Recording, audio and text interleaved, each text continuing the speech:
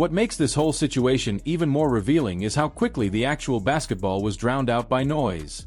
The clip barely had time to exist as a moment of training before it was transformed into a symbolic battlefield, a proxy war for online loyalty that had very little to do with what was happening on the court.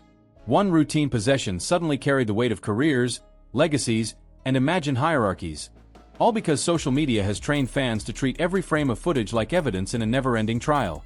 And Team USA Basketball understood that perfectly. In an era where attention is currency, they didn't need a full scrimmage or a breakdown of schemes.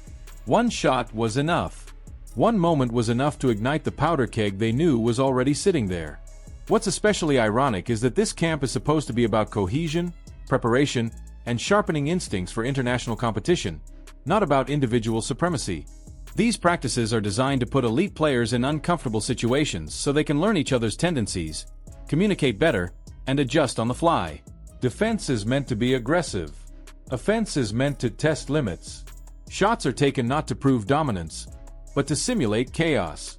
Yet the internet flattened all of that context into a simplistic narrative that never actually existed in the gym. Instead of seeing two elite players doing exactly what they were brought there to do, fans saw confirmation of whatever bias they already carried with them before the clip even loaded. This is where the Caitlin Clark discourse becomes especially telling. After months away from live competition, any return to the court was always going to be scrutinized beyond reason. Every movement, every closeout, every possession was destined to be overanalyzed because absence creates projection. People fill the void with expectations, fears, and fantasies. When Caitlin finally appeared in real action again, the moment should have been about rhythm, conditioning, timing, and confidence. And if you actually watched the footage without an agenda, that's exactly what you saw. She was engaged, vocal, moving laterally, contesting shots, and playing within the flow of the drill. That alone should have been the headline. Instead, the conversation fixated on the outcome of a single shot, as if basketball is a static equation rather than a fluid, reactive sport. Paige Bueckers exists in a parallel narrative that's just as complicated, if not more. Her journey has been defined by expectations that arrived early and obstacles that arrived unexpectedly. When she first stepped onto the national stage, she was crowned as the future almost immediately. Then injuries intervened, robbing her of continuity and momentum at the worst possible times. Watching Caitlin rise while she fought her way back added an unspoken layer of comparison that was never fair to either of them. Paige didn't lose relevance because she lacked ability. She lost time.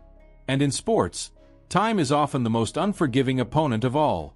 That's why moments like this practice clip become such easy fuel. They allow fans to compress years of frustration, pride, loyalty, and insecurity into a single talking point. For some, it becomes proof that Paige is reclaiming space.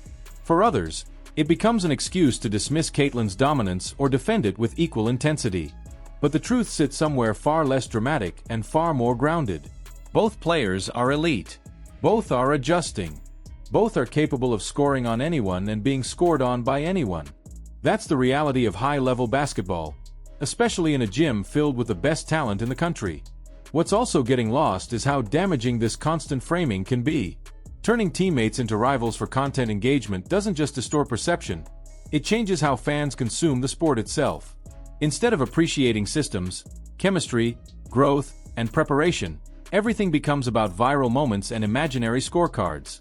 It encourages fans to root against development rather than for excellence. And it places unnecessary pressure on players who are already operating under the brightest lights possible. These aren't college games or regular season matchups. This is national team preparation, where trust and collaboration matter far more than who wins a single rep. There's something telling about how quickly reason disappeared from the discourse. The few voices pointing out that this was just practice, that elite players score on each other all the time, and that overreacting makes everyone look unserious were drowned out almost immediately. That's not accidental. Calm analysis doesn't trend. Context doesn't go viral. Outrage does. Celebration does. Mockery does. And organizations like USA Basketball are acutely aware of that ecosystem. Posting that clip wasn't about basketball education. It was about engagement metrics. And from that standpoint, it worked flawlessly.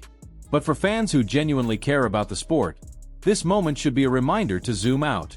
Caitlin Clark being back on the floor against top-tier competition after months away is significant. Paige Bucher's competing confidently after everything she's been through is significant. The fact that they're doing it together, wearing the same colors, working toward the same objective, is significant. Those are the threads that actually matter if you care about where women's basketball is heading, not just to, a possession that never counted. In the end, this wasn't a defining moment for either player. It was a mirror held up to how we consume sports in the digital age. A single clip revealed how quickly nuance collapses under tribalism, how easily narratives are manufactured, and how readily fans are willing to fight imaginary battles instead of enjoying the game unfolding in front of them. Caitlin didn't lose anything because a shot went in. Paige didn't gain a crown because of it either. What we gained, if we're paying attention, is insight into how powerful and fragile sports narratives really are. And now the real question isn't about who scored on whom in practice.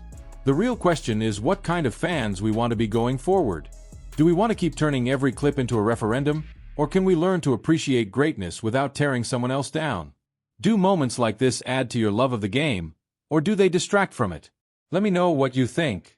Drop your thoughts below, share how you saw this clip, and whether you think the reaction says more about the players or the culture around them.